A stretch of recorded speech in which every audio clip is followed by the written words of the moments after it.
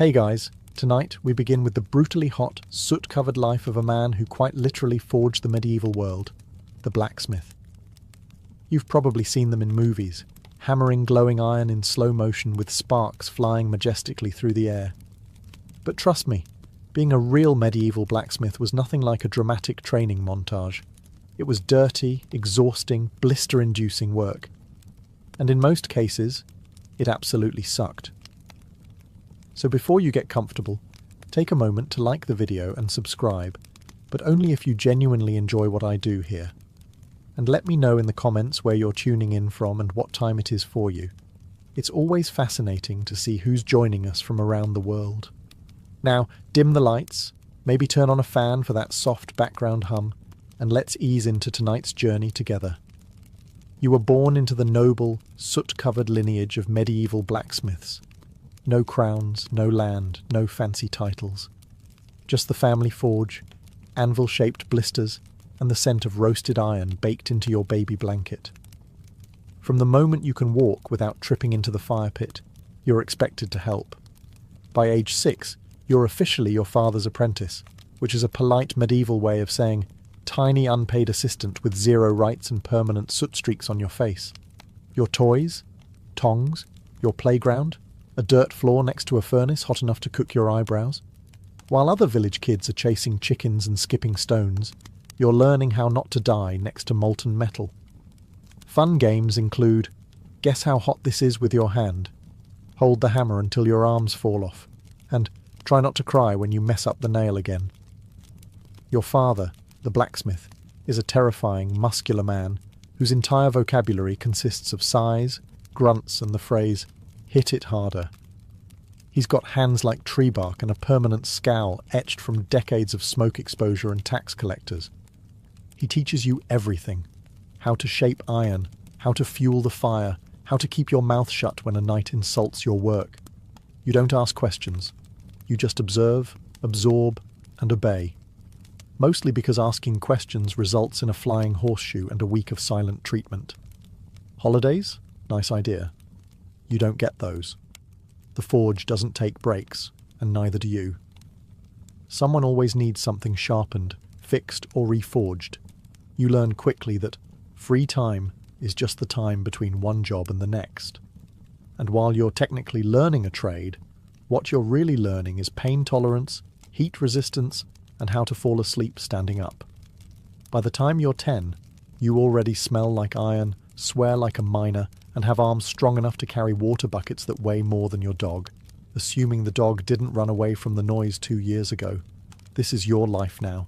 Welcome to the family business. Hope you like sweat, smoke, and 70 years of back pain. If you thought you'd get a few good years of playtime before the hammer came down, think again. Childhood, in the medieval blacksmith's world, is more of a suggestion than a phase. The moment you can lift a bucket without toppling over, you're drafted. Forget games, toys, or any concept of fun. Your playroom is a smoke-stained shed filled with sharp objects and open flames. Your jungle gym? A rack of tongs next to a pit of glowing coal. One wrong step, and you're getting an unscheduled lesson in how long your skin can sizzle before Dad notices. Your official job title might be apprentice, but what it really means is do everything no one else wants to do and get yelled at anyway. You stoke the fire, pump the bellows, sweep the floor, clean the tools, restack the coal, and try not to get impaled by a falling horseshoe. All before breakfast.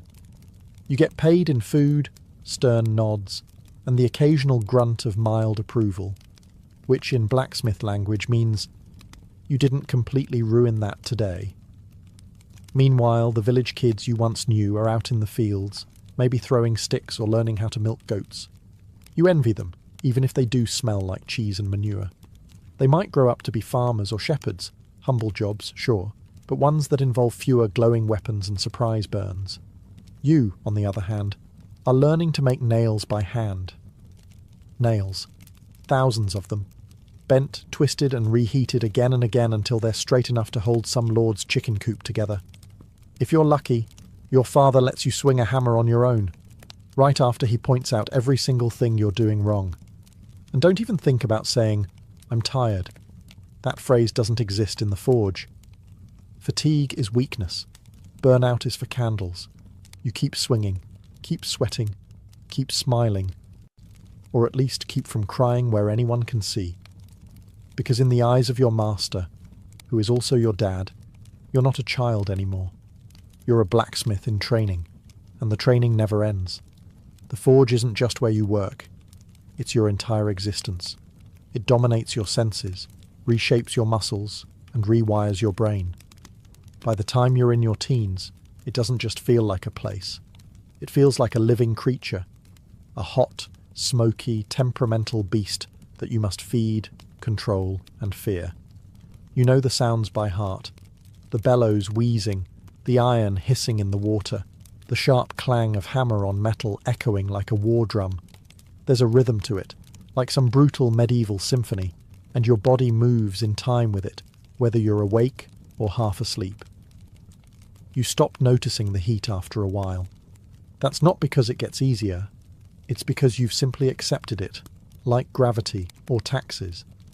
You know which stones get too hot to sit on, which coals burn quickest, and which parts of the floor are secretly trying to murder your feet.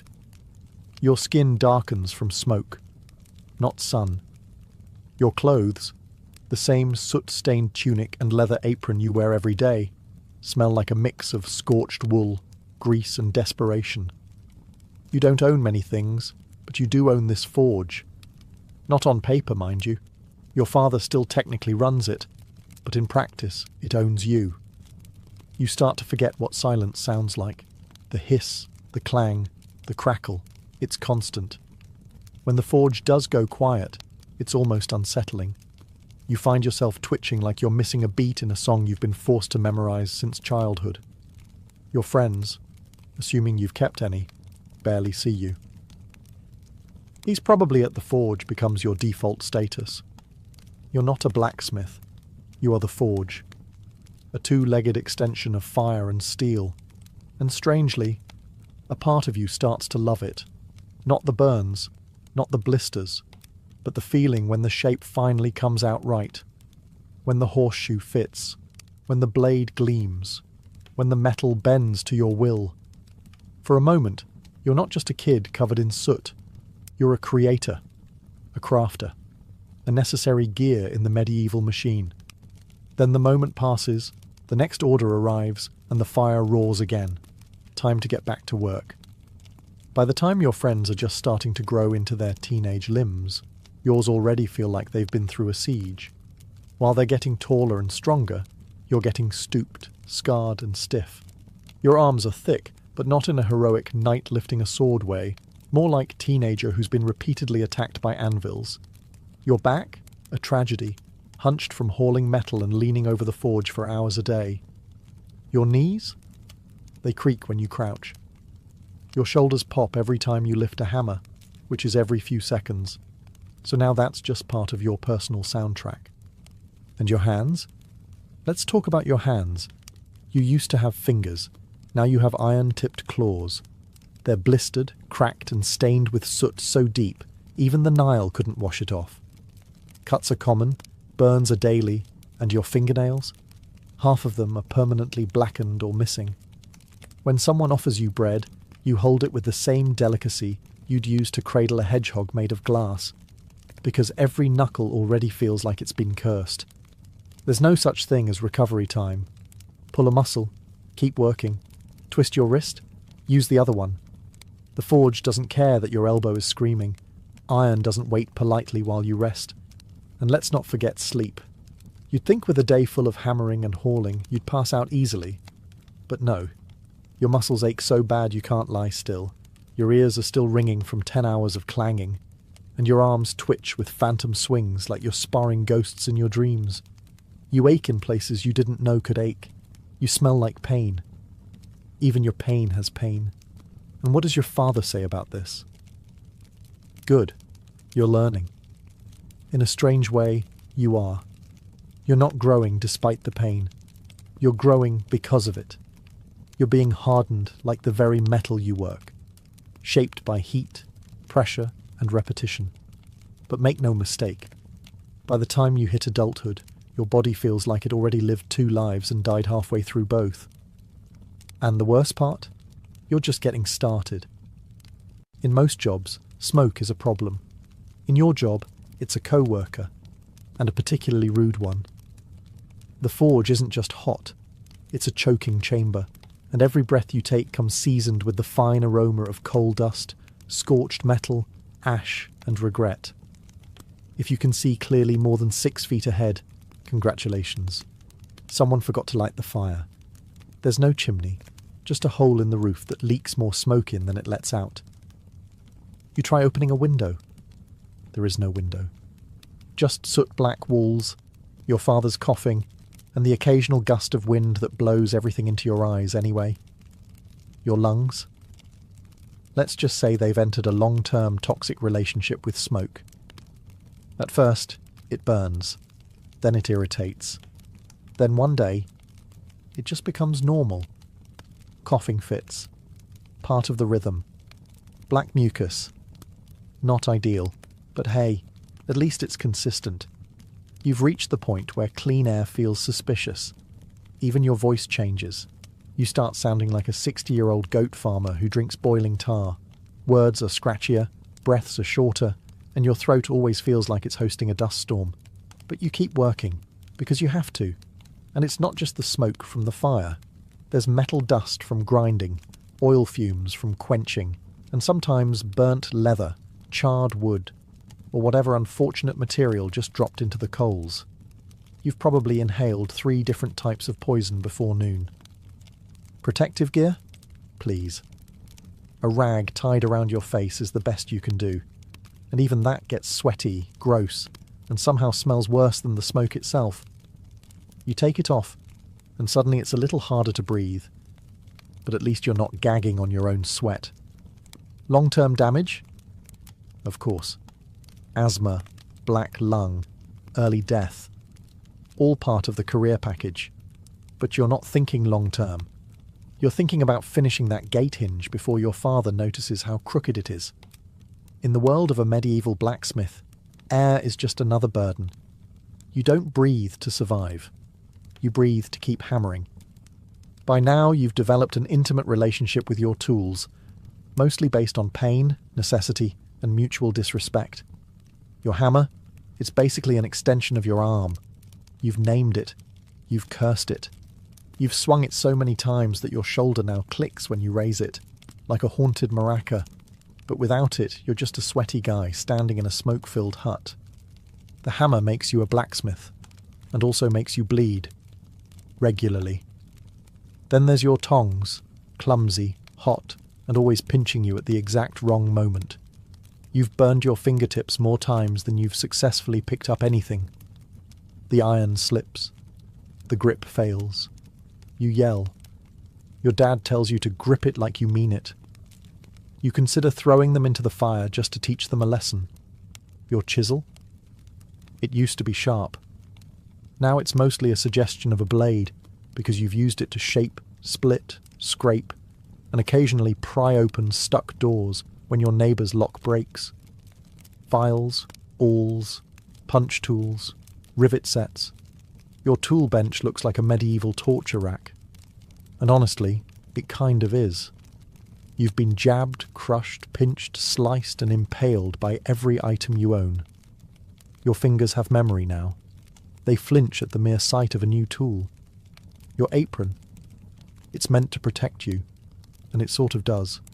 If by protect you mean catch hot metal shards and hold them close to your body like a smouldering hug. It's more scorched than stitched, and the leather stiffens like a corpse every winter. And yet, despite all this, you care for these tools like they're family. You sharpen them, oil them, line them up each night, because if one breaks, you're done. You can't work, you can't earn, you can't eat. No tool, no income. So yes, your tools are your life. But don't be fooled. They've also declared war on your fingers, spine, and sanity. Every day they whisper, "We help you survive, but we'll also slowly destroy you." And you say, "Yeah, that sounds about right. Now pass the hammer." You don't wear a crown, carry a sword, or lead armies, but without you, the village stops functioning by Tuesday. You're the blacksmith, and everyone needs you all the time, for everything. You're the medieval equivalent of customer service, tech support, and roadside assistance rolled into one soot-covered figure who smells like smoke and shame. The knight needs a new sword? You make it. The farmer breaks a plough? You fix it. A monk's bell cracks, a baker's oven door jams, a shepherd's gate latch won't close. Guess who gets called? That's right, you. Every single time. And they all act like you've just been waiting for their problem. They show up unannounced, mid-swing, covered in mud and entitlement. I know you're busy, they say, but could you just... The phrase that haunts you. But here's the best part. You never get thanked. They assume it's your duty, that you were born to serve. If their hoe works, their door closes, or their shield holds, they nod and walk away like you were the lucky one. As if you should be honoured to repair their rusty bucket at sunset for half a loaf of stale bread. Payment? Often inconsistent. Sometimes in coin, sometimes in goods, sometimes in promises they forget by next market day. One man paid you with a dead chicken good for soup. It wasn't. You're also the go-to fixer for problems that don't belong to you. Bent hinges from someone sitting on a gate. You fix it. Broken dagger from a drunk fight. You fix it. Mysterious piece of iron no one can identify, but absolutely must be fixed. Yep, still you. Yet, when the village praises anyone, it's the knight, the priest, or the miller with the extra fat goat. You, your background noise. A necessity. A reliable tool, not a person. But here's the secret. You know. You know they couldn't last a week without your work. Their fields would stall, their homes would fall apart, their horses would limp. And while they may not sing songs about you, their entire world is quietly held together by your hands. You'd think peace would be good news. No raiders, no bandits, no screaming noblemen demanding a new sword by sundown. But for you, peace is terrible for business. Because you, the blacksmith, may work on ploughs and hinges, but what really pays the bills is war. When there's fighting, everyone needs you. Weapons, armour, arrowheads by the hundreds. Even horseshoes wear down faster under the weight of panicked cavalry charges. You're flooded with work, the forge burns brighter, the coins roll in. You may be exhausted, but your belly is full, and your debt to the alehouse, momentarily forgotten. But then the war ends.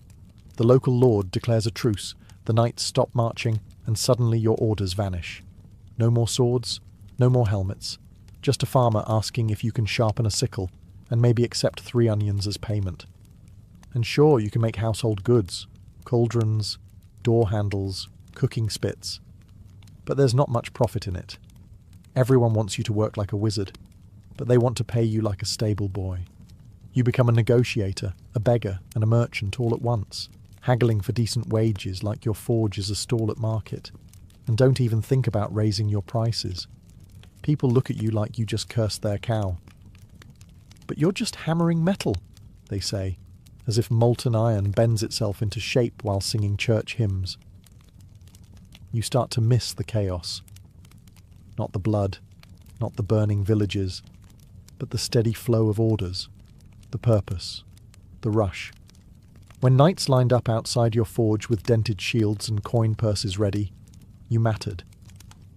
Now, you're making keys for locked doors no one locks, patching pots that should have been thrown out, and fixing tools so old they belong in a museum, not a field. Peace, for everyone else, means safety and rest. For you, it means economic anxiety and hunger. And deep down, though you'd never say it out loud, part of you whispers, wouldn't mind a small skirmish. Just a little one. Maybe a minor border dispute. Because when swords break, you eat. Some jobs have an end, a clear finish line, a task completed, followed by rest, applause, or at least a warm bowl of stew. Blacksmithing is not one of those jobs. Your work is never done. Not today, not tomorrow, not even in your dreams. You fix one thing, and 3 more break. Patch a gate hinge? The wheel falls off the cart. Finish a batch of nails? Someone shows up demanding 10 more. But longer this time, and also, I can't pay you until harvest. You rise before the sun and go to sleep long after it disappears behind the trees. And even then, your brain keeps hammering. You dream of bellows, sparks, and that one customer who still owes you a half-dozen eggs and a thank you. Even the quick jobs never are.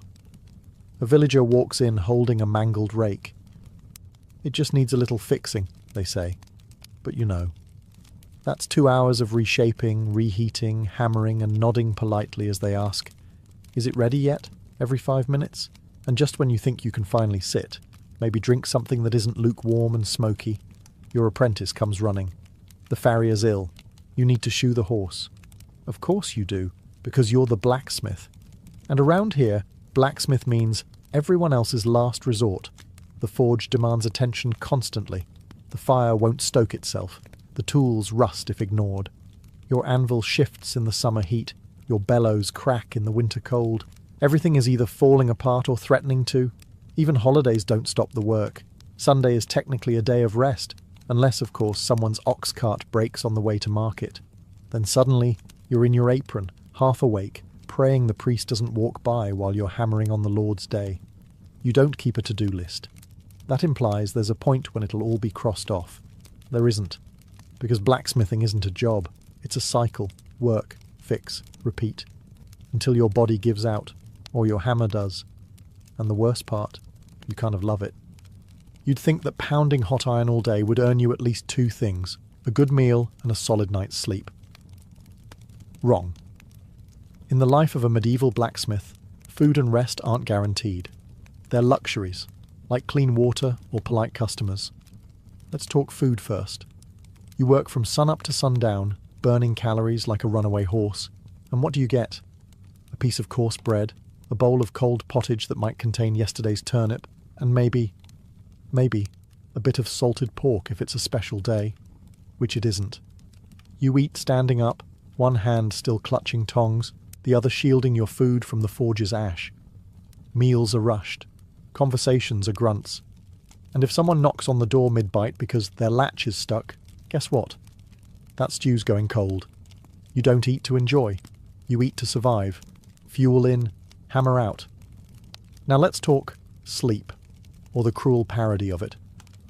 When you finally crawl into bed, your hands are throbbing. Your back feels like it lost a bar fight. And your ears are still ringing from a full day of iron symphonies. Your bed? A straw-stuffed sack that's either too lumpy, too flat, or full of mysterious crawling things. Your blanket? A scorched wool sheet that smells faintly of forge smoke, old ale, and regret. And just as your eyes are closing, your brain remembers that order you forgot to finish, or that hinge that cracked weird, or the payment you still haven't received for that wagon wheel 3 weeks ago. Sleep becomes a negotiation. You lie awake, tossing, turning, calculating how long you can delay repairs without someone banging on your door at dawn. And don't forget the midnight surprises. Someone's horse throws a shoe, a storm rips a door off its hinges, or a noble's sword urgently needs sharpening before a hunt. Because obviously, you don't need rest. You learn to survive on scraps and snatches, stolen bites, half-naps, and sheer stubbornness. Because in your world, productivity comes before nourishment, deadlines before dozing. Food and sleep aren't breaks from the job. They're intermissions between hammer swings. You'll eat when you can, sleep when you're allowed, and hope the fire doesn't go out while you're dreaming. There was a time when your hands were soft. Once. Long ago. Maybe as a child. Now, they're ruined. Your fingers have become tools themselves, stiff, swollen, cracked, and calloused to the point where they barely feel anything except when it hurts. You can't hold a quill. You can barely lace your own boots. But you can grab red-hot tongs with the casual confidence of someone who's been burned so often, pain has lost its meaning. Every joint in your hands pops when you move. Your knuckles look like they've been mugged by a hammer. Your palms are a map of blisters, old, new, layered like tree rings. Need to figure out what season it is? Just check the blister count. More than 5. It's summer.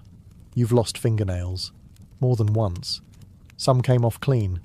Others didn't. You once crushed your thumb so badly it turned black for 2 weeks. You didn't stop working. You just switched hands and grunted more than usual. Cuts are constant. Sometimes it's a chipped edge. Sometimes a file bites you.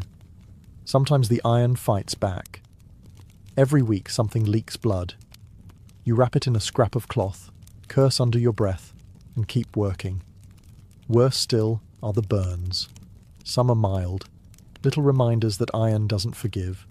Others are worse, the kind that sizzle, bubble, and leave scars that tell their own stories.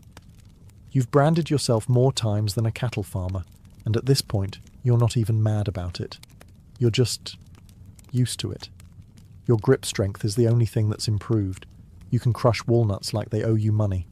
But dexterity, that's gone. You drop things. Your fingers shake when cold. You're 30 and have the hands of a 70-year-old knight who lost 3 wars and now plays tavern dice for soup. But despite it all, these hands are what keep you alive. They shape swords, fix hinges, and hold the hammer that holds your reputation. They hurt constantly, but they work. Because in this life, it doesn't matter how broken your body is, as long as you can still swing. Let's be honest, you don't smell great. Actually, you haven't smelled clean since you were 5. The moment you became your father's apprentice, your personal fragrance took a permanent turn toward unwashed ashtray mixed with burnt bacon and desperation. Welcome to blacksmith life, where no matter how hard you scrub, you smell like fire. Forever. The forge burns all day, and so do you. The smoke seeps into your clothes, your hair, your skin. Your sweat doesn't even smell like regular sweat anymore. It's more like smoked meat left out during a warm spring. You could bathe, in theory. But baths are rare, water is cold, and you're working 6 days a week, covered in soot, grease, and coal dust, before the sun's even fully up. So what's the point? You'd be filthy again by breakfast. Your clothes are no help. You wear the same singed tunic and scorched leather apron every day. They haven't been truly clean since the last festival, and even then, someone spilled ale on them before noon. Now, they just sort of hang on your body like a protective layer of hardened funk. You try perfume? Forget it. It lasts 10 minutes before the forge eats it alive. Flowers wilt near you. Bread goes stale faster. Cats hiss when you pass. And the worst part? People notice. You walk into the tavern and the crowd parts like the Red Sea. The innkeeper already knows to seat you in the corner, near a window if possible. Not out of courtesy, but survival. No one wants to share a bench with the human embodiment of a burnt fence post. Still, you take it in stride. A little shame is better than going unnoticed. You're known. People say, "That's the blacksmith," with a mix of respect and nasal discomfort.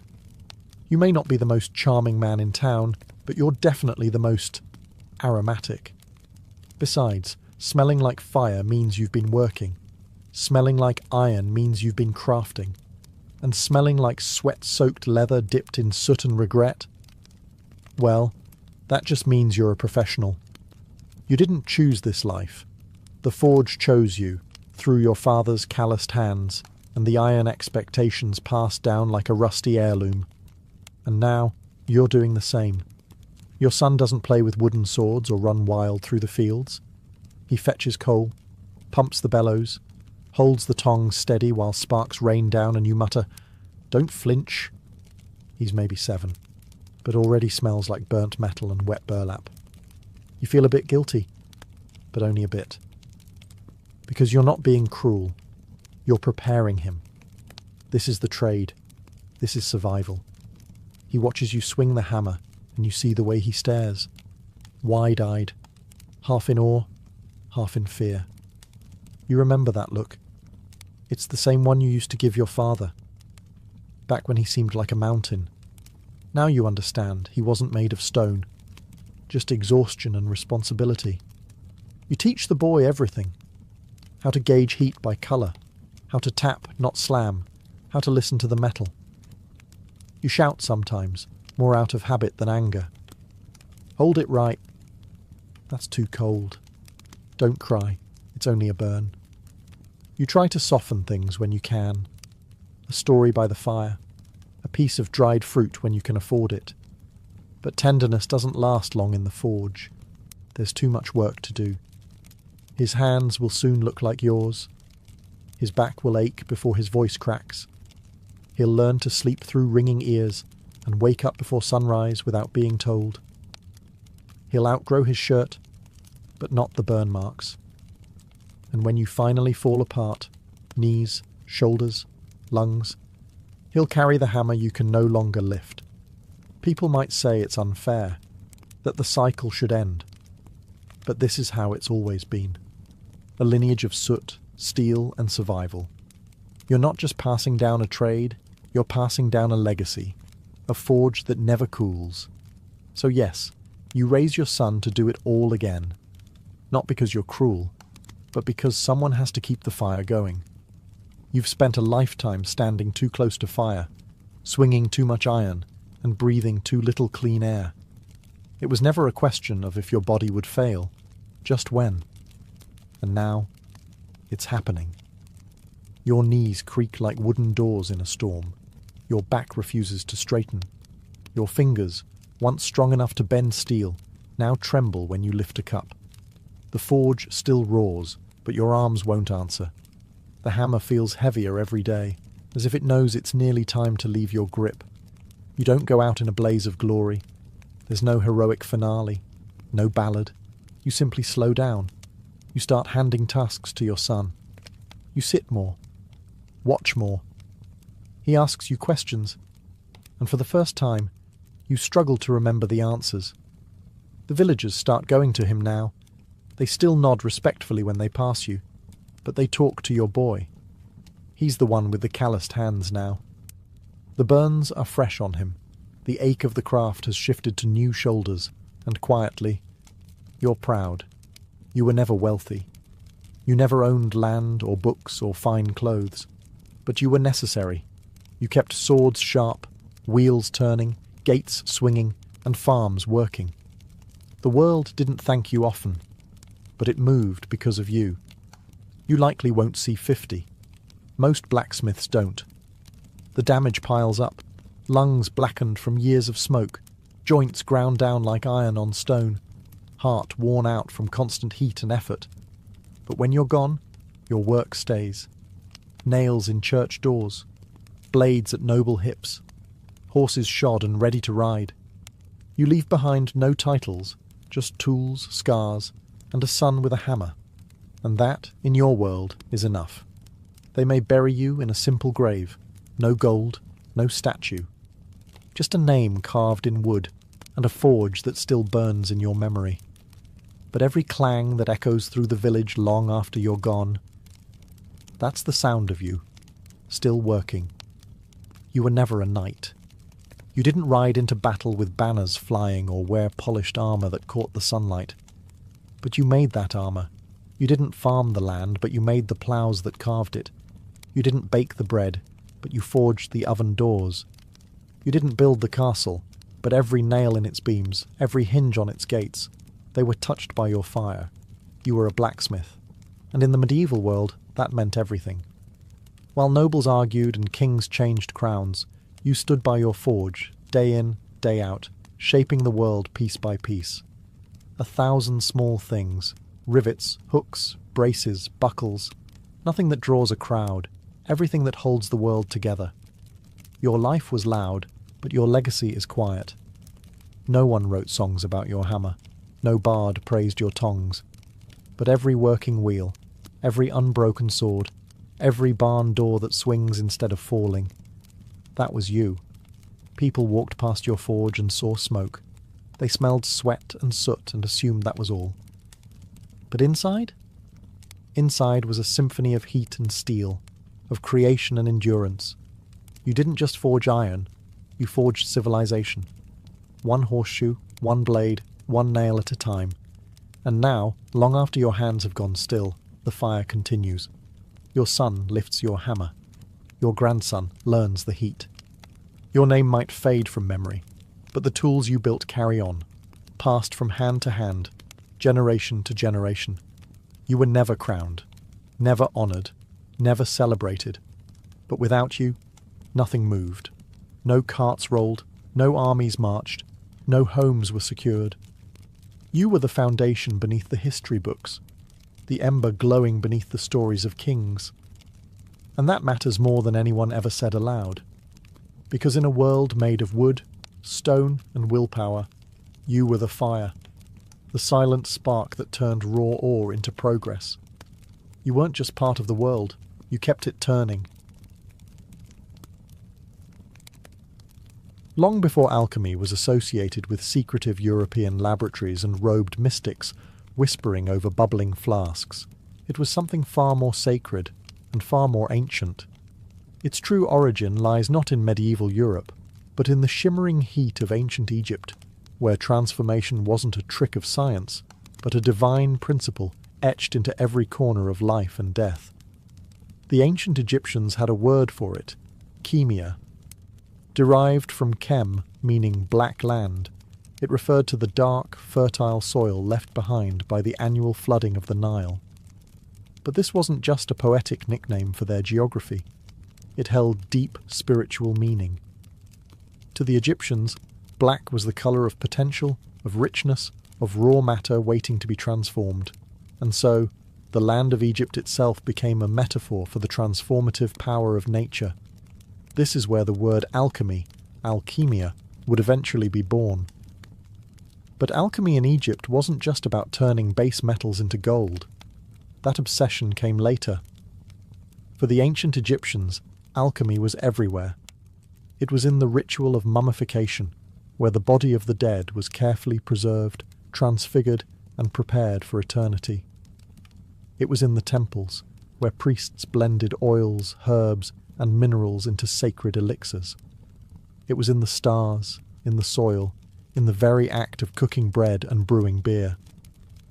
Transformation, they believed, was the language of the gods. In fact, Egyptian alchemy was never purely physical, it was spiritual at its core. To change something outwardly, you first had to understand it inwardly.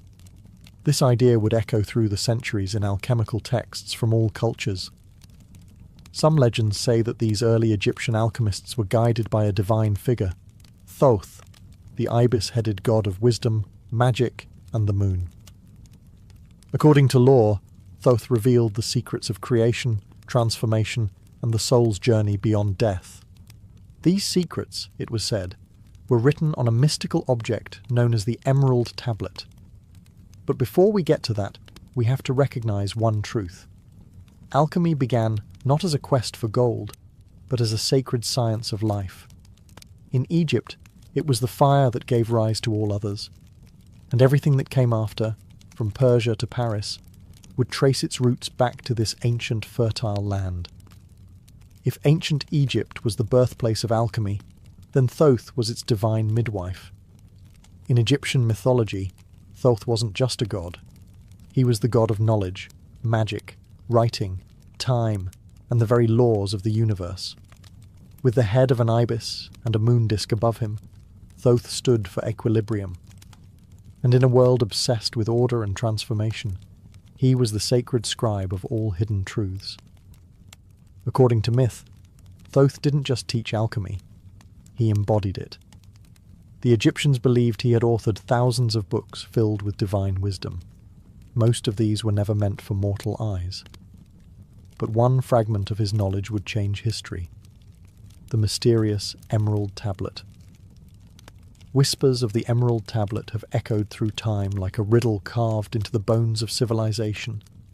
Said to be inscribed in green crystal or emerald stone, the tablet was a short, poetic text, barely a dozen lines long. Yet those lines were believed to hold the ultimate key to transforming matter, spirit, and reality itself. It begins with a sentence that has haunted thinkers for centuries.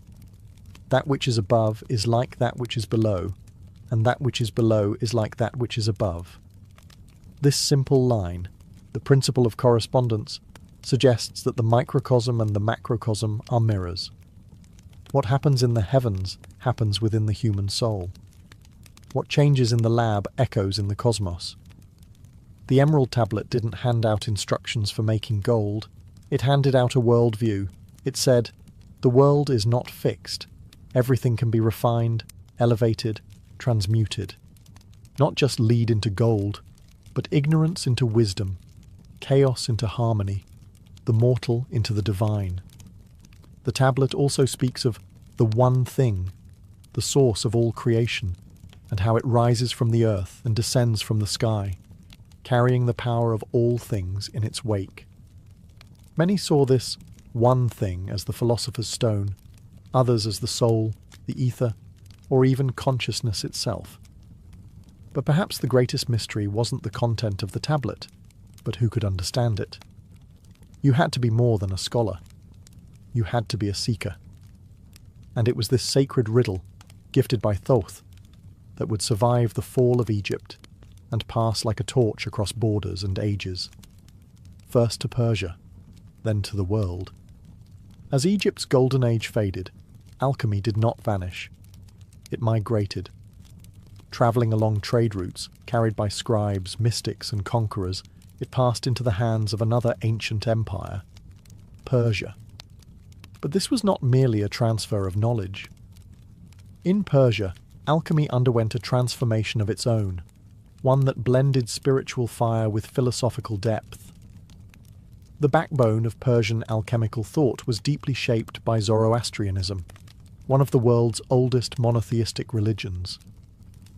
At its heart was the concept of duality, a constant battle between light and darkness, truth and falsehood, purity and corruption. Fire, the purest of all elements in Zoroastrian belief, wasn't just a symbol, it was sacred. It burned in temples, representing divine wisdom, and that fire would light the crucibles of early Persian alchemists. But while spiritual ideas burned bright, it was a Greek-Egyptian mystic named Zosimos of Panopolis who gave alchemy its first real voice, one that still echoes today. Living in Roman Egypt around the 3rd or 4th century CE, Zosimos was no ordinary philosopher. His writings fused technical descriptions of furnaces, stills, and elixirs with strange visionary journeys. In his most famous dream, he sees himself dismembered, burned, and transformed in an alchemical furnace. But rather than horror, this vision is divine. It's the symbolic death of the self, the purification of the soul. Zosimos didn't think alchemy was just about changing metals. He believed the alchemist must themselves be transformed. Just as base matter must be broken down before becoming gold, the alchemist had to suffer, purify, and transcend. In his words, alchemy was a mystery of spirit and matter alike. He introduced the idea of spiritual alchemy, a concept far ahead of his time.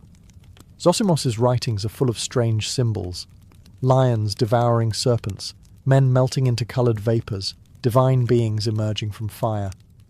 These weren't chemical notes. They were metaphors for the soul's journey toward perfection. Zosimos was also one of the first to stress that true knowledge couldn't be bought or memorized. It had to be earned. The path of the alchemist was a path of discipline, suffering, and revelation. His influence would ripple across centuries and continents. And though many of his texts were lost or misunderstood, one thing was clear. Alchemy was no longer just a proto-science. It had become a sacred philosophy. As the embers of ancient knowledge flickered across the remnants of Egypt, Greece, and Persia, a new empire rose, and with it, a golden age of wisdom. Under the banner of Islam, from the 8th to the 13th century, a vast intellectual renaissance began. While Europe descended into the Dark Ages, cities like Baghdad, Cairo, and Cordoba became sanctuaries for philosophy, mathematics, astronomy, and alchemy. At the heart of this revival stood a man whose name would become legend, Jabir ibn Hayyan, known in the West as Geber. More than a chemist, more than a philosopher, Jabir was a fusion of both. Often called the father of chemistry, his contributions to alchemy were so profound that they laid the foundation for modern science itself. Working in the courts of the Abbasid Caliphate in the 8th century, Jabir approached alchemy not as mysticism, but as a structured, testable discipline. He introduced laboratory methods still recognizable today: distillation, crystallization, sublimation. He invented new instruments, refined acids, and wrote over 100 texts, blending philosophy with chemical experimentation. But he didn't abandon the spiritual roots of the craft. Far from it. Jabir believed that everything in the universe was composed of combinations of 4 elements: earth, air, fire, and water, and infused with spiritual qualities. His system added a complex blend of numerology, astrology, and symbolism.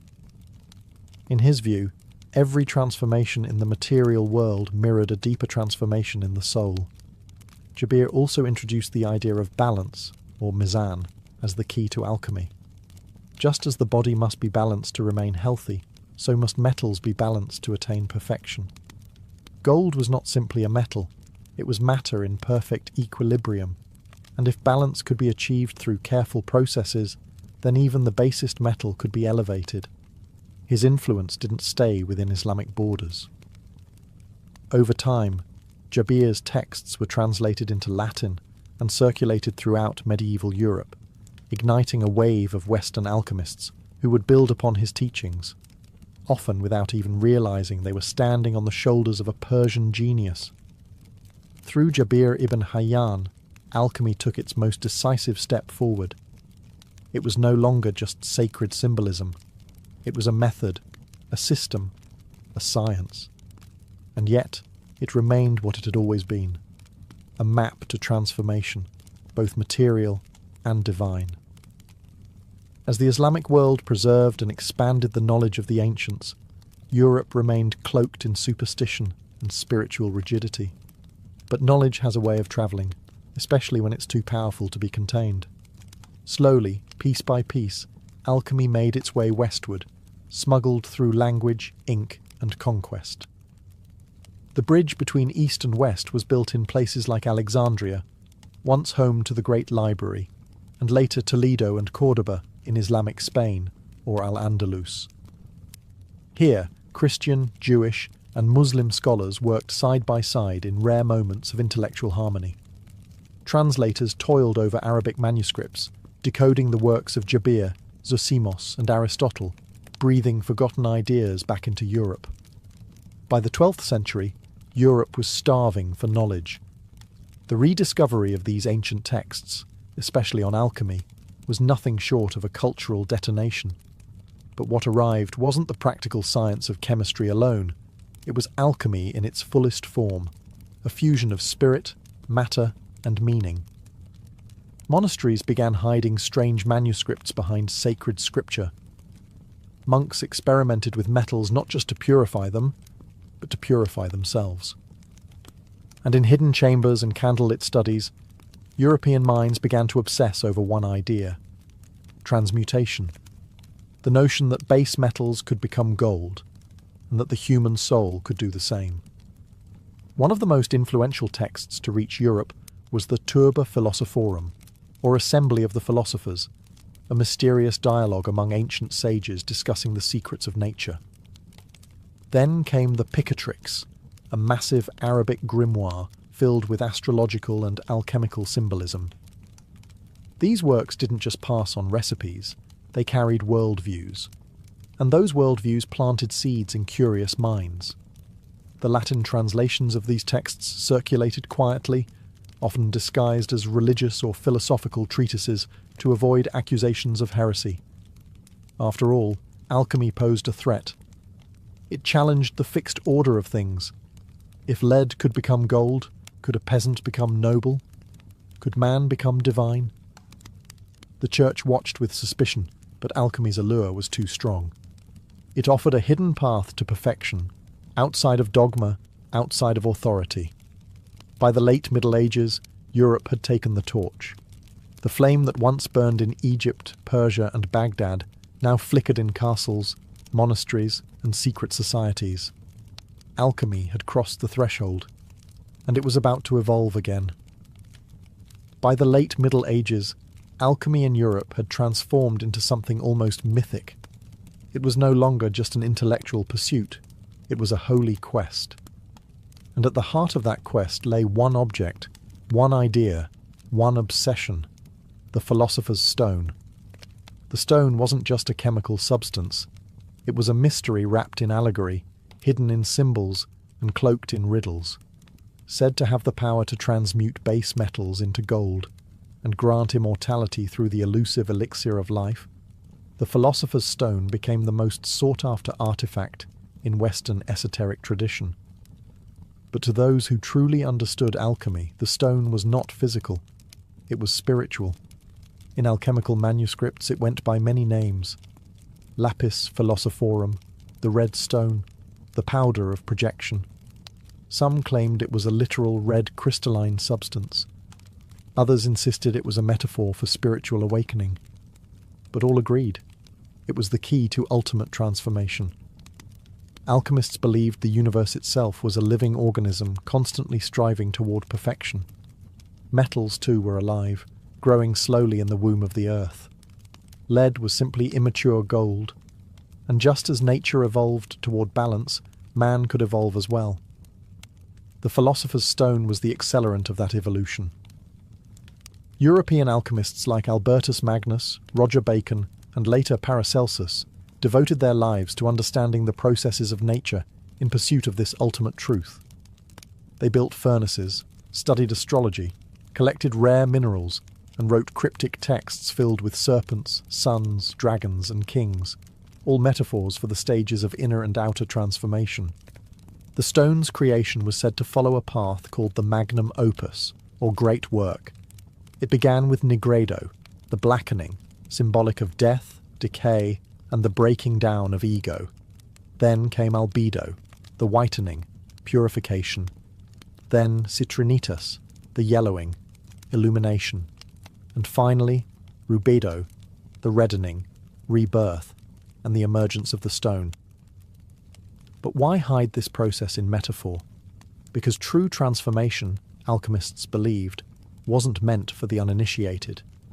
The stone would reveal itself only to those who were ready, not just intellectually, but spiritually.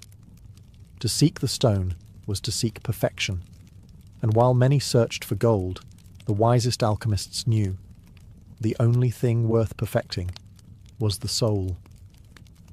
As alchemy took deeper root in medieval Europe, it began to slip into the shadows.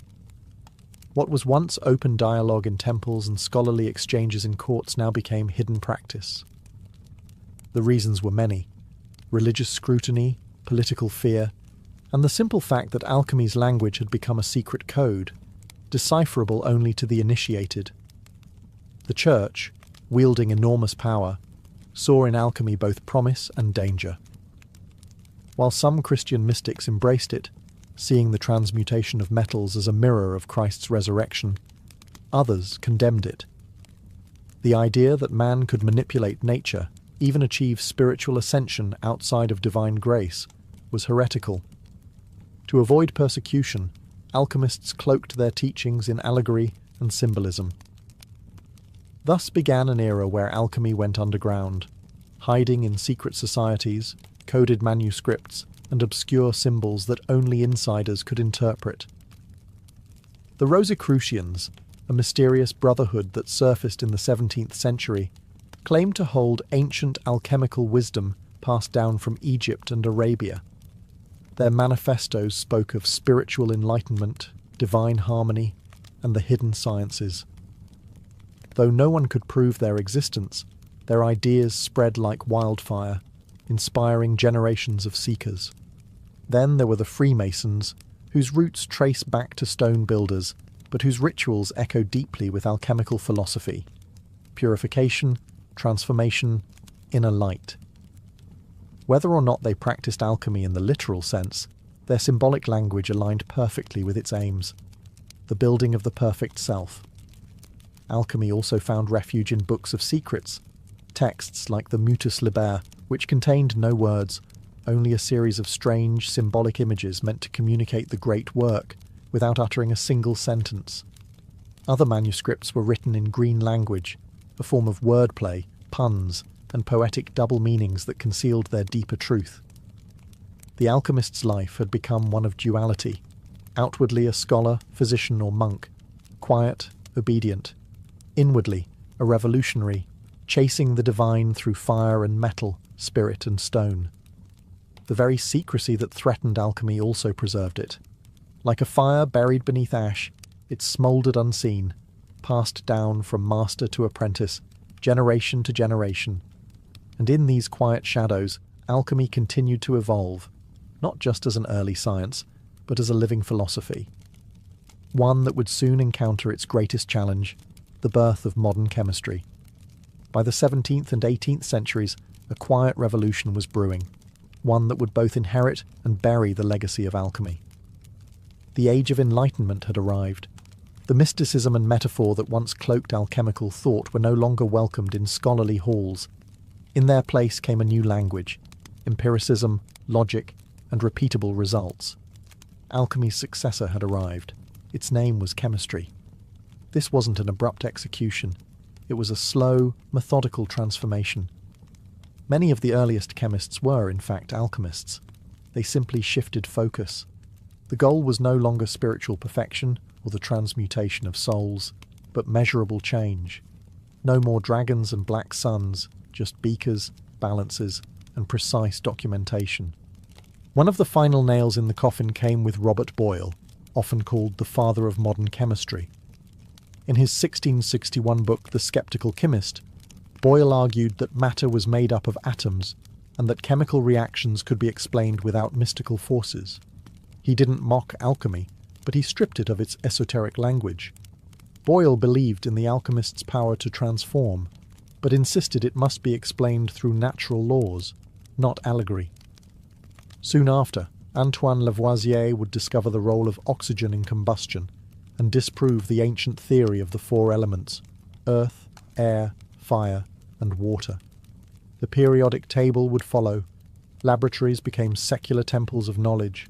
Alchemy, with its hidden codes and sacred metaphors, was seen as outdated, an embarrassment to real science. But here's the paradox.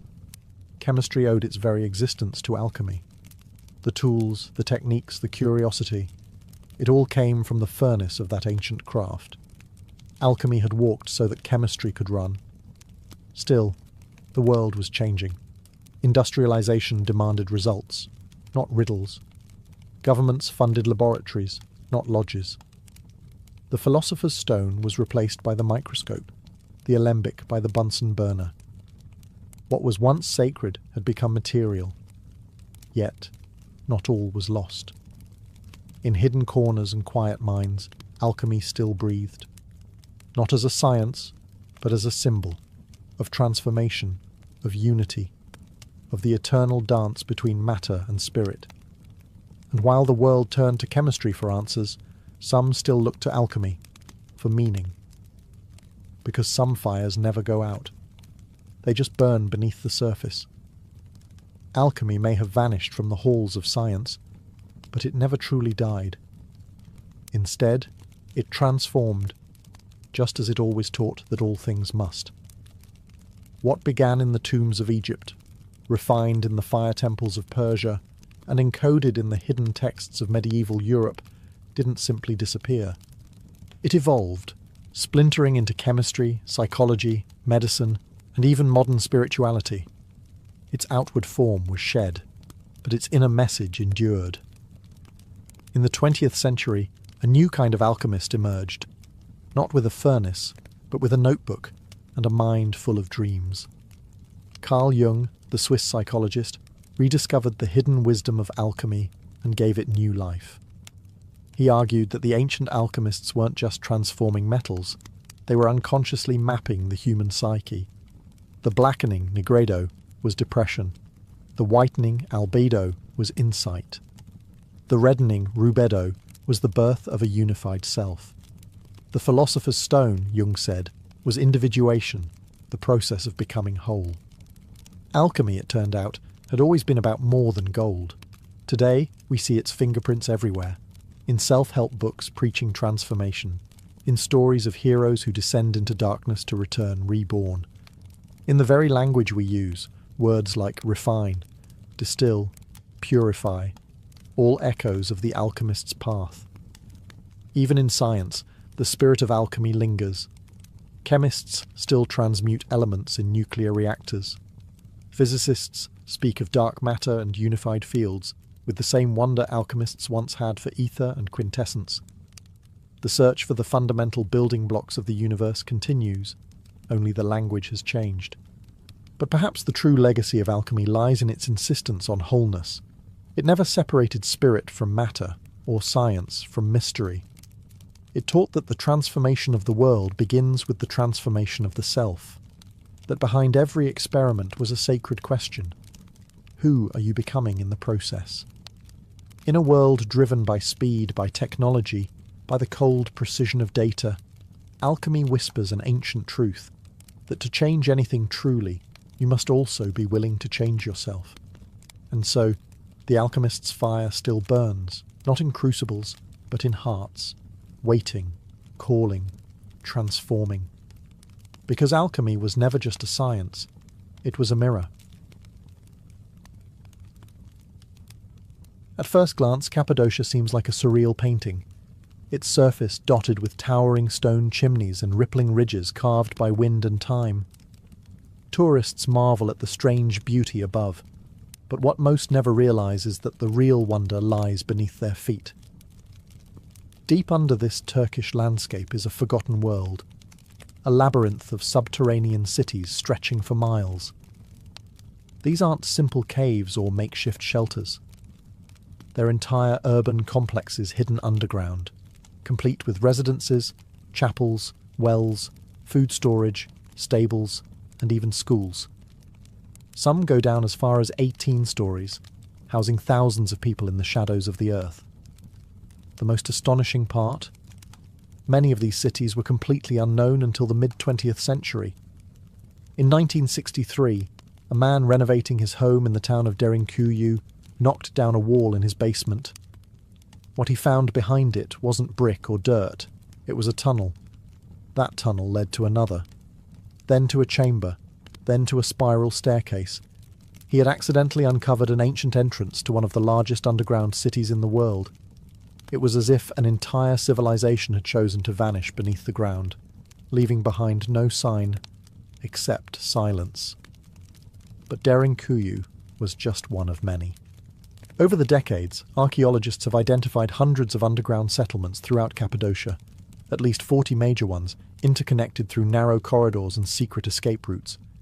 These weren't random burrows. They were deliberately planned and engineered. Massive stone doors could seal off passageways from the inside. Ventilation shafts brought fresh air from the surface. Wells tapped into underground aquifers, ensuring fresh water even under siege. Why would anyone build something so elaborate under the earth? That question has haunted historians for years. Theories abound. Were these cities hiding spots from invading armies? Monastic refuges? Secret spiritual sanctuaries? Or were they something far older, far stranger? Whatever the reason, one thing is clear. Cappadocia wasn't just a region, it was a refuge. A world beneath a world. A place where thousands could disappear from the surface and live their lives entirely underground. And the deeper you go into these cities, the stranger the story becomes. To understand why people built cities beneath Cappadocia, we first need to understand the land itself, because Cappadocia is no ordinary terrain. Millions of years ago, a series of violent volcanic eruptions buried central Turkey under layers of ash. That ash hardened into a soft, porous rock known as tuff, a material light enough to carve with basic tools, yet strong enough to hold its shape over centuries. Rain and wind shaped it into strange formations, fairy chimneys, conical towers, mushroom-like spires. The entire region looked like something torn from a dream, or a different planet. But ancient people didn't just marvel at the rock, they worked with it. early settlers realized that this volcanic stone was a gift. They could carve out homes, chapels, storage rooms, even entire complexes without lumber or bricks. And unlike surface dwellings, these stone chambers stayed cool in the scorching summers and warm during freezing winters. Above ground, they carved churches into cliff faces. But below ground, that's where the real magic happened. It likely began with simple caves, small hideaways to store food, to escape heat, or to shelter from storms. But over time, as threats grew and communities expanded, those caves grew too. They evolved into interconnected rooms, then levels, then networks, and once the digging started, it didn't stop. Entire societies vanished beneath the soil, carving deeper and deeper, not randomly, but with intention. Tunnels connected homes to kitchens, stables to wells, rooms to chapels. They created ventilation shafts that reached the surface and filtered fresh air through multiple stories. They even dug vertical staircases wide enough for people and livestock, yet narrow enough to defend. What's truly incredible is how ancient these structures may be. While many underground cities were expanded during the Byzantine era, some archaeologists believe that the original levels, especially in places like Derinkuyu and Kaymaklı, could date back to the Hittite Empire, or even earlier, around 2000 BCE. This land invited transformation, and the people of Cappadocia responded by shaping it, not with machines but with patience, vision, and survival in mind. The earth wasn't just a foundation, it was a shelter, a fortress, a second sky, only inverted and filled with secrets. But what exactly were they hiding from? That's the question we explore next. Beneath the quiet town of Derinkuyu lies something extraordinary. A city, not above the earth, but deep beneath it. A city that no one even knew existed until 1963, when a man doing simple renovations in his home knocked down a wall and found a dark tunnel stretching beyond sight. That tunnel led to chambers. The chambers led to corridors. Staircases spiraled downward into the rock, leading from room to room, level to level, until eventually explorers found themselves standing 18 stories beneath the surface. They had uncovered Derinkuyu, the largest and deepest underground city ever found in Cappadocia, and possibly the world. What archaeologists found was staggering. This wasn't a temporary hideout or an emergency shelter. Derinkuyu was a living city, carved entirely out of volcanic stone. It had homes, churches, communal kitchens, wine and oil presses, storage rooms, schools, and even a baptismal chamber. It could house an estimated 20,000 people, along with their livestock and food supplies. It was engineered with remarkable precision. Massive rolling stone doors, shaped like millstones, could be pushed to seal off tunnels in case of attack. These weren't simple blocks. They were perfectly fitted, movable from the inside, and nearly impossible to force open from the outside. Ventilation shafts snaked upward through the rock, delivering fresh air to the deepest levels. Wells accessed underground aquifers to provide water without surfacing. There was even a mission school, complete with study rooms, suggesting that this city wasn't just about survival. It was about continuity, teaching, worship, community. But here's what makes Derinkuyu so mysterious. We don't really know who first built it, or why. Some believe it was expanded by early Christians fleeing Roman or Arab persecution. Others argue the foundations are far older, perhaps dating back to the Phrygians, or even the Hittites, thousands of years before Christ. Why go to such extraordinary lengths to disappear underground? Was it to escape invaders, as many believe? Or was the threat not human at all? Derinkuyu holds no inscriptions, no names, no definitive timeline. Just rooms, tunnels, and questions. And even today, much of it remains unexplored. Because the deeper you go, the less it feels like a city, and the more it feels like something else. To build downward is far more complex than building up. There's no sunlight, no scaffolding, no wide-open skies, just solid stone and shadow. And yet, the architects of Cappadocia's underground cities didn't just dig. They designed with remarkable intelligence and precision, creating spaces that could support thousands of lives for months, maybe even years at a time. These cities weren't chaotic tunnels burrowed in panic. They were carefully planned systems, layered like an onion, each level with a distinct purpose. Living quarters were closer to the surface, allowing quicker access to the outside when danger passed. Deeper levels housed kitchens, workshops, food storage, and livestock pens, strategically placed to reduce the risk of contamination or fire spreading through the city. One of the most ingenious features was the ventilation system. Long vertical shafts were carved through the rock to allow air to circulate through as many as 18 underground levels. Some shafts were over 50 meters deep, yet so well placed that fresh air could reach even the lowest chambers. Without fans, without electricity, just gravity and brilliant design. Water was another key to survival. The cities were built around natural aquifers. Wells could be accessed from within, ensuring that even in a siege, residents wouldn't need to emerge for water. In some cities, the well shafts were sealed off from the surface entirely to prevent poisoning by attackers. There were communication tunnels too, some leading to smaller satellite chambers, others connecting to nearby underground cities.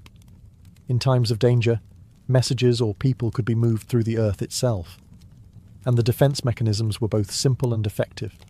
Narrow corridors that forced invaders to approach single file. Trap doors that could be dropped. Hidden escape routes leading into valleys or riverbeds. Most famously, the rolling stone doors. Massive, round slabs that could be rolled into place to seal off a passage in seconds. From the outside, they looked like part of the wall. From the inside, they were a last line of defense. Every decision, every design, pointed to one truth. These cities were built for survival, not for days, not for weeks, but for long-term habitation under extreme threat. Which raises the question, what kind of danger required this level of preparation? And was it ever truly gone? For centuries, scholars have asked the same haunting question. Who were the people of Cappadocia hiding from? What kind of threat drove entire populations to dig into the earth, not just for shelter, but to live? The most common theory points to invaders. Central Anatolia was a crossroads of empires. From the Assyrians to the Persians, from the Romans to the Byzantines, the region was constantly under threat. Later, Arab raids during the early Islamic period would push Christian communities to seek refuge underground. Derinkuyu and Kaymaklı may have become sanctuaries during these waves of violence, allowing people to disappear into the rock and wait for danger to pass. But there's a problem. The depth, complexity, and sheer scale of these underground cities suggest they weren't built in a rush. This wasn't a desperate act, it was a long-term plan, requiring generations of digging, engineering, and refinement. Some of the deepest chambers appear to predate Christianity entirely. So who built the first layers? Some historians trace the earliest tunnels back to the Hittite Empire, nearly 4,000 years ago. Others suggest the Phrygians may have expanded them. But beyond these educated guesses, the record grows silent. There are no inscriptions, no carvings, no direct evidence telling us who first vanished beneath the surface, or what they were running from. That's where the theories begin. Some believe these cities were built not to escape other people, but something else. Natural disasters, solar events, even ancient warfare that may have scarred the skies and poisoned the land. More fringe theories go deeper, suggesting that the cities were built to hide from beings, not of this world. The kind of beings spoken of in myths across cultures, sky gods, watchers, destroyers. The idea is tempting. If you look at the level of secrecy, the air shafts disguised from view, the escape routes, the stone doors, it almost feels like the builders were trying to disappear completely, as if whatever they feared didn't just attack, it hunted. While these ideas remain speculative, they reflect a central mystery. No matter how many layers archaeologists uncover, the core question remains unanswered. Who were they hiding from? And did it work? Because sometimes the deeper you dig, the darker the truth becomes. Imagine living not just a day, but months, maybe even years, entirely underground. No sunlight, no open skies, just stone walls, flickering oil lamps, and the ever-present hush of life beneath the earth. This was reality for thousands in Cappadocia during times of threat. But what did daily life actually look like inside these vast underground cities? Despite the darkness, these spaces weren't lifeless. They were alive with routine, carefully structured for communal survival. Families lived in multi-room compartments. Kitchens were located on lower levels to manage smoke more efficiently, and food was cooked in clay ovens. The scent of baked bread likely mixed with the damp smell of stone and livestock. There were churches and chapels, carved with crosses and altars, some even containing intricate frescoes. People didn't just survive here. They prayed, worshipped, and practiced rituals. There were communal areas for meetings, schooling rooms for children, and long corridors that echoed with voices and footsteps. Lighting came from oil lamps, dozens of them scattered along the passageways. Smoke was channeled through cleverly designed shafts that doubled as ventilation. Yet, life here wasn't easy. Fresh air was limited.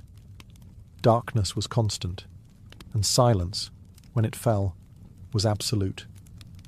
Water was drawn from deep wells tunneled into aquifers. Grain was stored in sealed chambers to prevent spoilage. Wine presses and olive oil vats have been found carved into the rock, suggesting that even underground, life had flavour and ritual. The cities were built for the long haul. They weren't a last resort, they were a prepared reality. Livestock, sheep, goats, chickens, were kept in dedicated pens, usually near the entrance levels for easier management and ventilation. Their presence served a dual purpose: food and warmth. Despite the confined spaces, the builders understood the psychology of survival. Rooms were laid out in ways that gave families privacy, while shared spaces created a sense of community. Life underground wasn't just about hiding. It was about preserving a way of life, a culture, and a people. It's a humbling thought. While wars raged above, entire civilizations continued below, hidden in silence. People married, taught their children, mourned their dead, all within stone chambers lit by fire. To live underground was not to live in fear. It was to live with intention. Cappadocia's underground cities weren't isolated pockets of refuge. They were part of something much bigger. Beneath the valleys and hills of this volcanic region lies a vast network of tunnels, chambers, and hidden passageways that seem to connect multiple cities together. Derinkuyu, Kaymaklı, Özkonak, and others may not have just been separate settlements, but pieces of a unified, subterranean civilization. Some of these tunnels stretch for kilometers, weaving beneath the countryside like veins under skin. Narrow, winding, and often no wider than a man's shoulders, they were likely used for secret movement, escape routes, or even transporting messages and supplies from one underground complex to another. Derinkuyu and Kaymaklı, two of the largest cities, are believed to be linked by such a tunnel, nearly 9 kilometers long. That's not just impressive engineering, it's evidence of coordinated planning on a scale rarely seen in ancient architecture.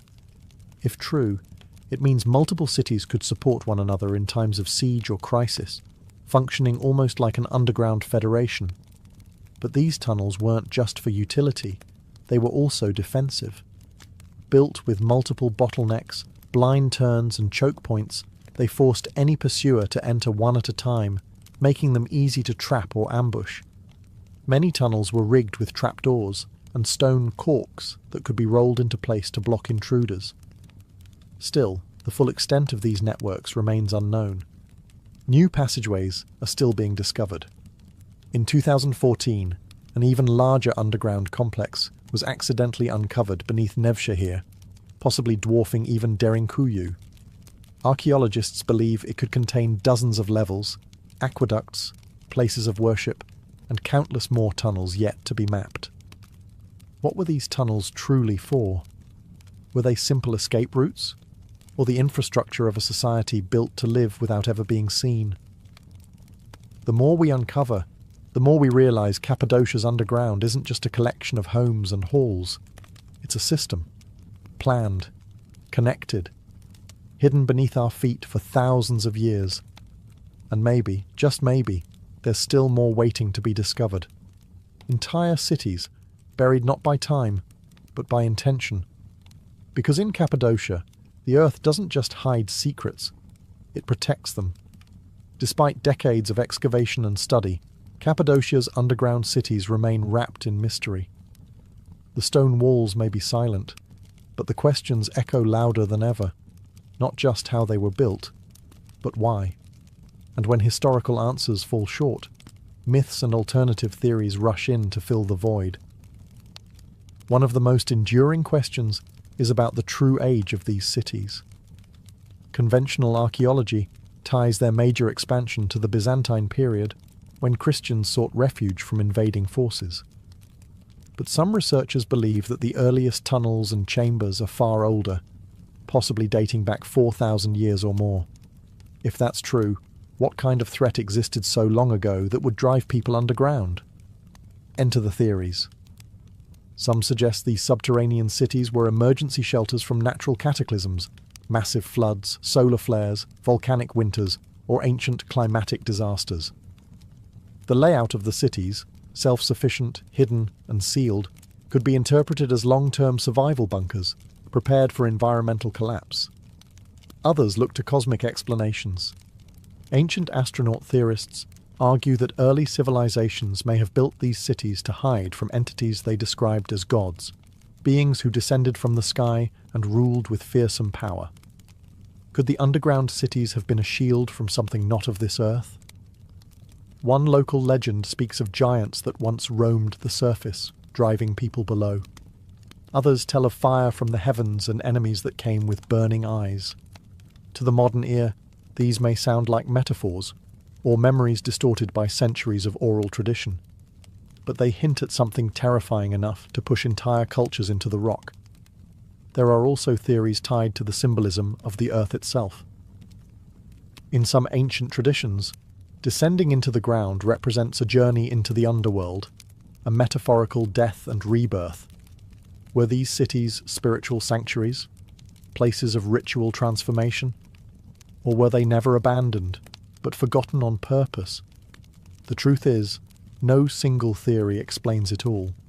The scale, the age, the precision, it doesn't fully fit into our existing historical framework. And maybe that's the most unsettling part.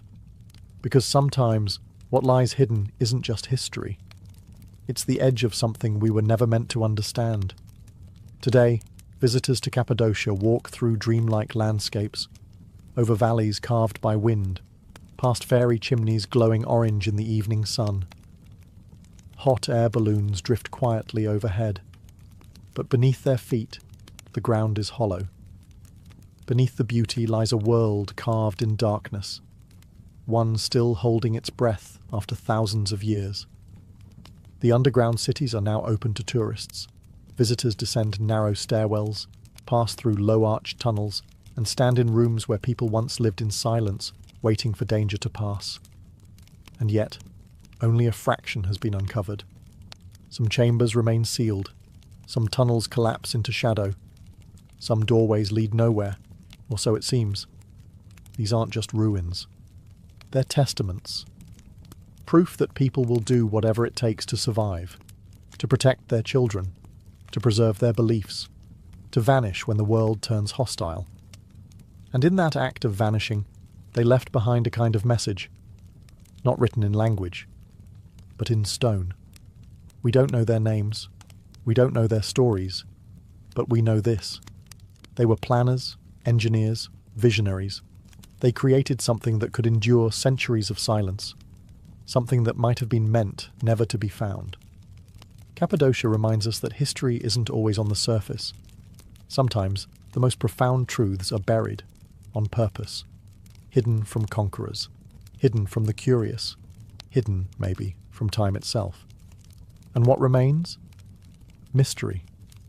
Mystery in the perfect fit of the rolling stone doors. Mystery in the air shafts that still pull wind from the deep. Mystery in the miles of unexplored tunnels, still untouched, still dark. Maybe the real purpose of Cappadocia's underground world will never be known. Maybe it isn't meant to be. But as you walk through those chambers, with the weight of rock above and the silence pressing in, you feel something ancient stirring, a presence, a whisper, not of fear, but of endurance. Because when the world above was chaos, the people of Cappadocia looked down and chose to survive, in the dark, together. And the earth, it seems, has kept their secret well. To the ancient world, sleep was not an escape from reality. It was an entryway into something deeper.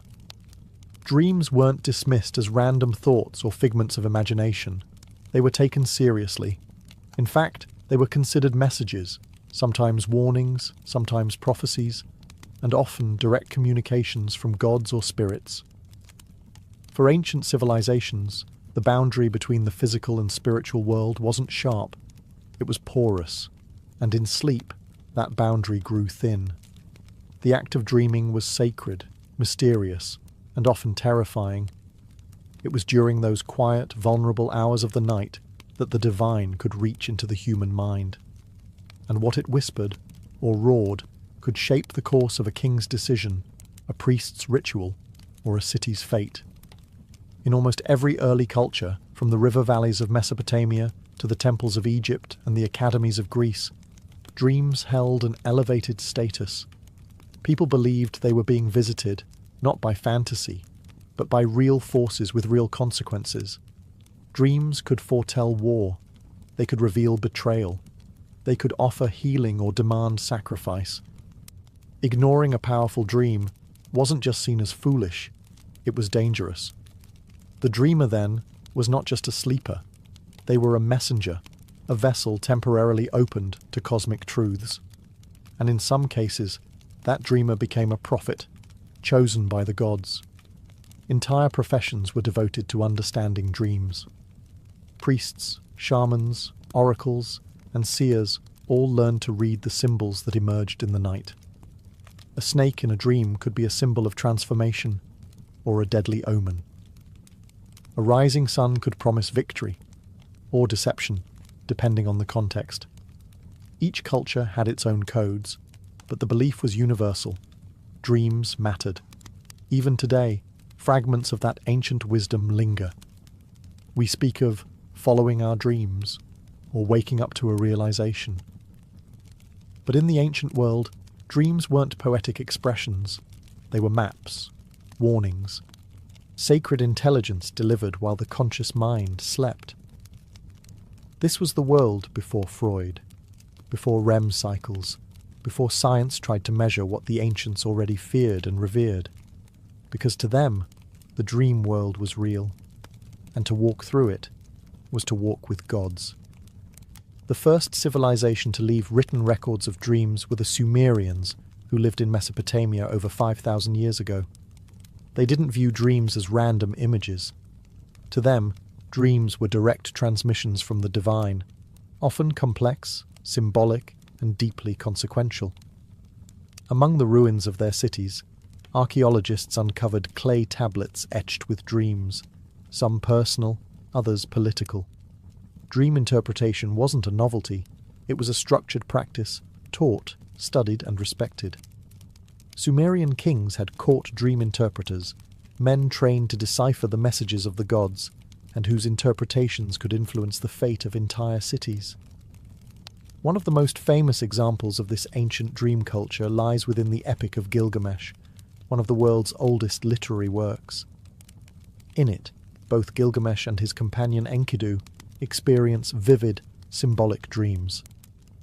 Before embarking on their dangerous journey to slay the monster Humbaba, Gilgamesh dreams of celestial battles and collapsing mountains, visions his mother and priests interpret as divine warnings and veiled prophecies. These dreams weren't ignored. They were consulted as sacred guidance. The Sumerians believed that there were two types of dreams, ones sent by gods to help or instruct, and others that were empty, simply echoes of the day. Determining which was which required the wisdom of a priest or diviner, people who could read omens, symbols, and patterns hidden in the imagery of sleep. Temples often had special chambers where priests, or even kings, would sleep in hopes of receiving divine visions. This ritual practice, known later in other cultures as incubation, may have originated with the Sumerians. These sacred dreams were seen as oracles, sometimes even more trusted than waking signs. Dreams could also serve as political tools. A ruler claiming divine dreams could strengthen his legitimacy or justify major decisions. The gods told me in a dream wasn't just spiritual.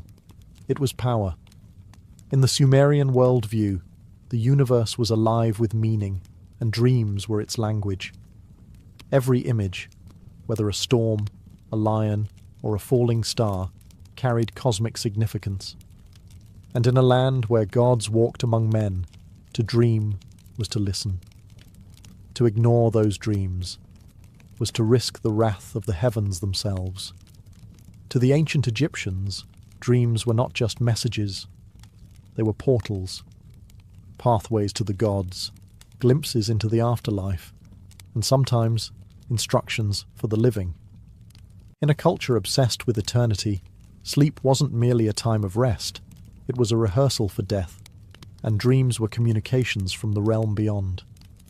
Egyptian texts show that dreams were considered both deeply personal and powerfully prophetic. Like the Sumerians, Egyptians categorized dreams into two kinds: truth dreams, sent by the gods or spirits to guide, heal, or warn, and false dreams which were misleading, or born of bodily imbalance. Temples dedicated to gods like Serapis and Thoth were known to practice dream incubation. Worshippers would sleep within temple walls, hoping to receive divine dreams. These temple dreams were often recorded, interpreted by priests, and even carved into stone. In some cases, a person might receive not just visions, but healing through dreams. One of the most fascinating artifacts is the Ramesside Dream Book, dating to around 1300 BCE. This papyrus scroll is essentially a catalogue of dream symbols and their meanings. It lists over 100 dreams, each paired with an interpretation. For example, if a man sees himself eating crocodile flesh, it means he will gain power over his enemies. Another entry warns that dreaming of drinking warm beer means impending sorrow. These interpretations were taken seriously. Pharaohs, generals, and priests all sought the counsel of dream interpreters, who acted as intermediaries between the dreamer and the divine. Egyptian mythology also linked dreams to the ka, the soul. During sleep, the ka was believed to leave the body and travel to other realms. What it saw there returned as dreams. Sometimes these were visions of loved ones long dead, or encounters with gods bearing messages. Occasionally, dreams were considered visits from malevolent spirits, and protective spells were recited to keep such forces at bay. Even in tomb inscriptions, dreams appear. Kings described how gods came to them in the night, offering divine sanction for their rule or guidance for their legacy. In the land of pyramids and gods, dreams weren't illusions, they were revelations, and to dream was to step briefly into the eternal. In ancient Greece, dreams occupied a space between medicine, mythology, and philosophy. To the Greeks, dreams were more than personal. They were cosmic messages, delivered by gods, heroes, or even forces from the underworld. But unlike earlier civilizations, the Greeks also began to ask why we dream, planting the first seeds of psychological thought. The most sacred place for dream revelation in Greece was the Asclepion, a healing temple dedicated to the god Asclepius, the divine physician. Pilgrims came from across the Mediterranean to sleep inside these sanctuaries in a process called incubation. Before sleeping, they would bathe, fast, pray, and sometimes offer sacrifices, all to prepare their bodies and souls to receive healing dreams. In these dreams, it was said that Asclepius himself would appear, diagnosing their illness or prescribing a cure. sometimes even performing dream surgery. Temple priests, called therapeutai, interpreted the dreams and applied treatments based on what the gods revealed. This blend of medicine and mysticism was highly respected, and it worked, or at least seemed to. The walls of Asclepions were covered in inscriptions thanking the gods for miraculous recoveries. But dreams in Greece were not only for healing, they were political and prophetic too. In Homer's epics, dreams come directly from Zeus. In the Iliad, the god sends a deceptive dream to Agamemnon to influence battle strategy. In the Odyssey, Penelope speaks of two gates of dreams, one of horn, from which true dreams emerge, and one of ivory, from which come lies. Dream interpretation became a respected craft. Philosophers like Aristotle and Heraclitus pondered the nature of dreams, wondering whether they came from divine origins or simply the stirrings of the soul. Meanwhile, Artemidorus of Daldis, a 2nd century dream interpreter, wrote the Oneirocritica, a 5-book manual on how to decode dreams based on profession, gender, status, and symbolism. His work was referenced for centuries. The Greeks believed that during sleep, the soul loosened its grip on the body, floating in a liminal state where it could glimpse deeper truths. Whether sent by gods or born from inner reflection, dreams were never meaningless. To the Greeks, to dream was not just to see visions. It was to momentarily touch the divine mind. In the ancient world, dreams weren't just reflections of the mind. They were often believed to be prophecies. Many civilizations saw the dream state as a space where time unravelled, allowing the future to bleed into the present. To dream was sometimes to witness fate before it arrived, and that knowledge carried both great power and deep responsibility. Across Sumer, Egypt, and Greece, history is filled with rulers, generals, and prophets who acted based on their dreams. One wrong interpretation could cost a kingdom. One correct reading could change the course of history. In Mesopotamia, dreams of celestial omens, falling stars, dark suns, or blood-red rivers were seen as signs of coming war or disaster.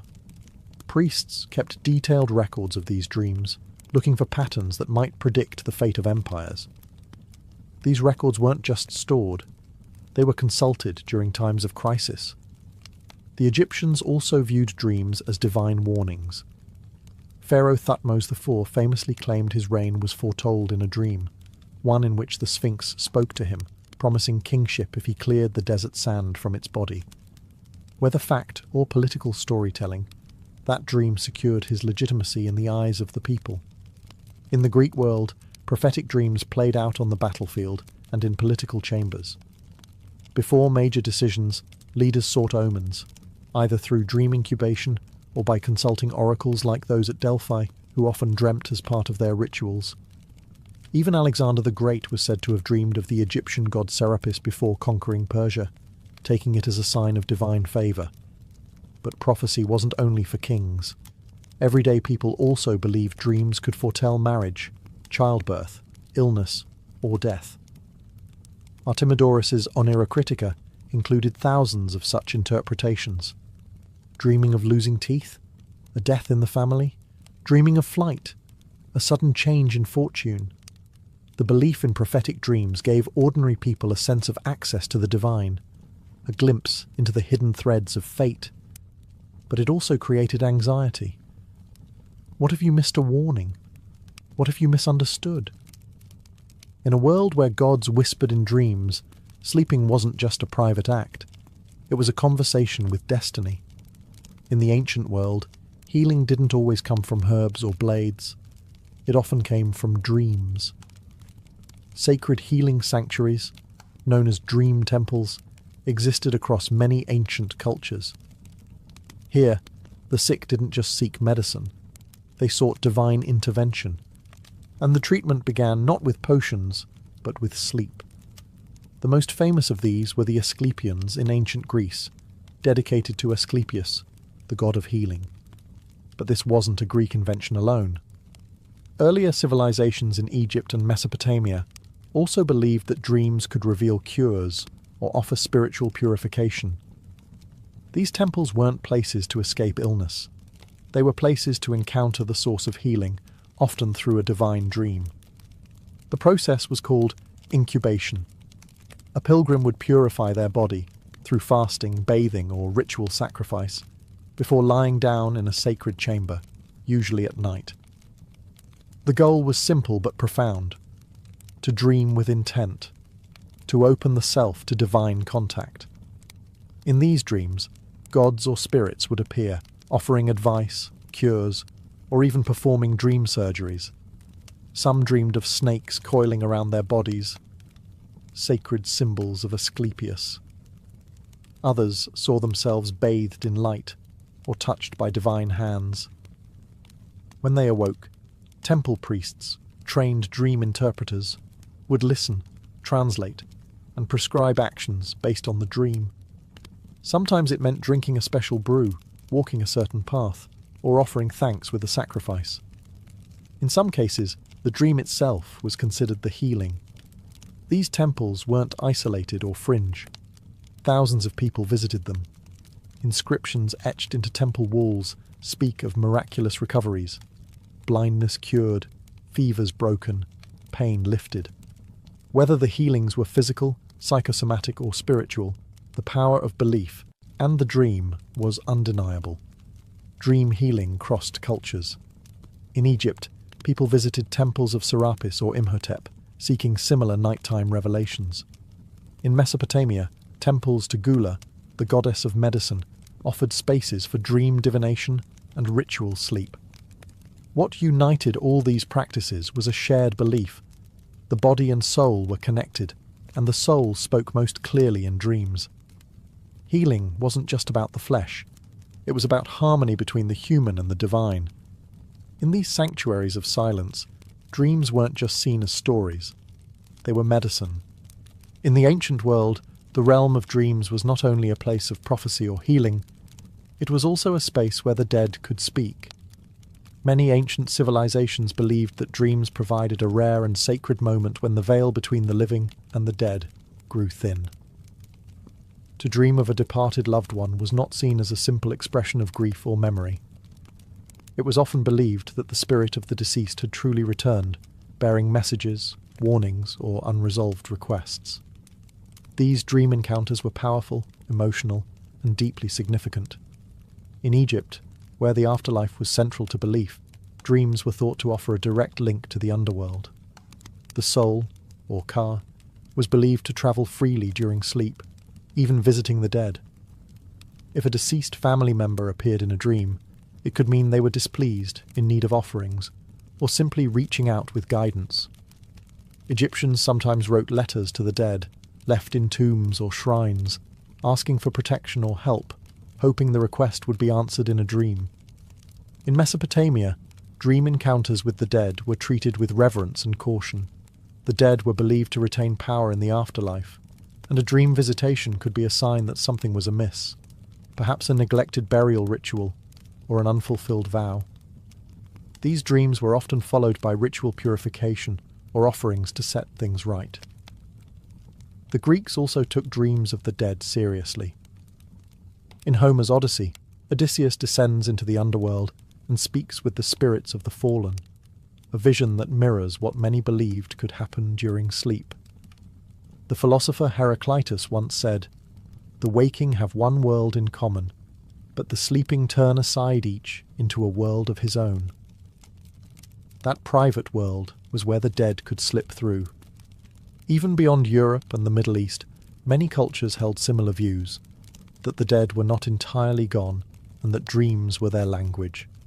When the voice of a lost parent or child spoke in the night, it wasn't poetic, it was real.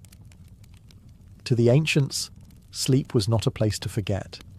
It was where the past could still reach out, and sometimes ask to be remembered. To ancient civilizations, dreams weren't just messages, they were puzzles. Rich with symbols, strange creatures, impossible events, and celestial signs, dreams were believed to carry coded language from the divine.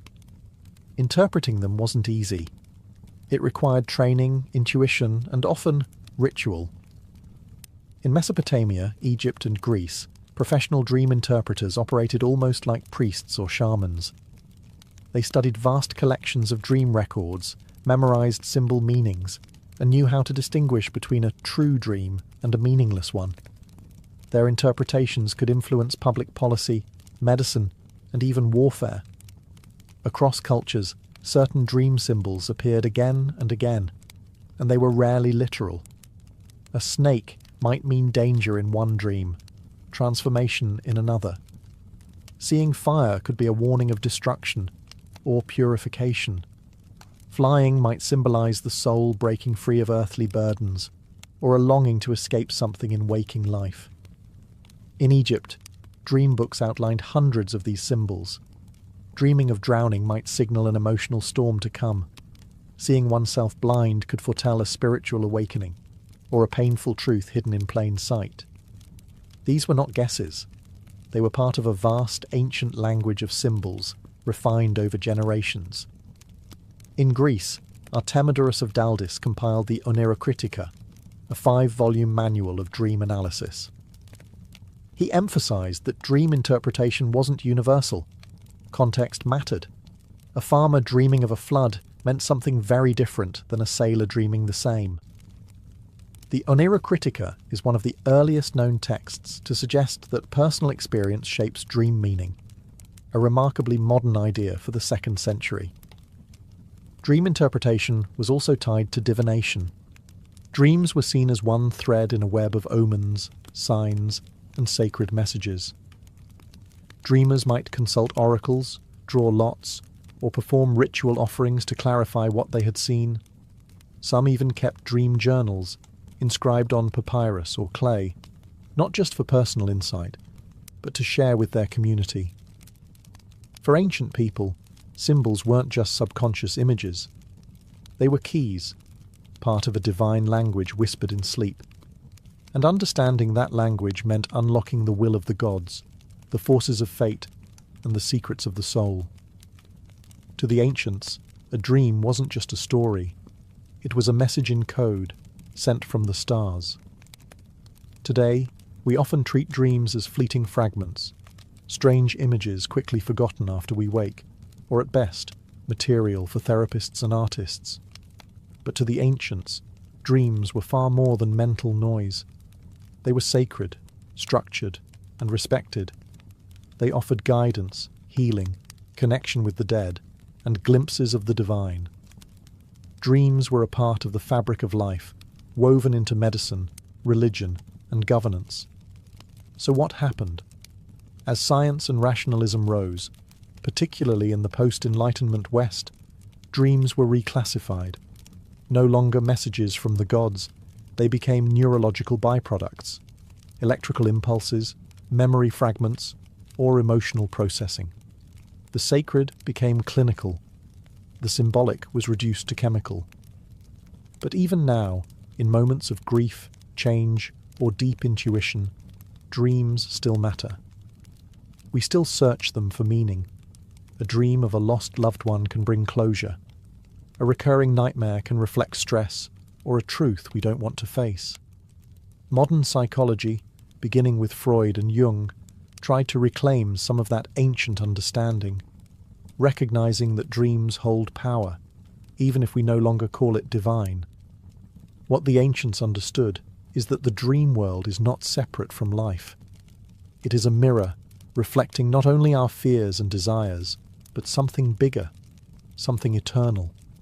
Whether it was a god speaking from the darkness, a warning about tomorrow's storm, or the voice of a parent long buried, dreams offered something society could not provide during waking hours. A conversation with the unknown.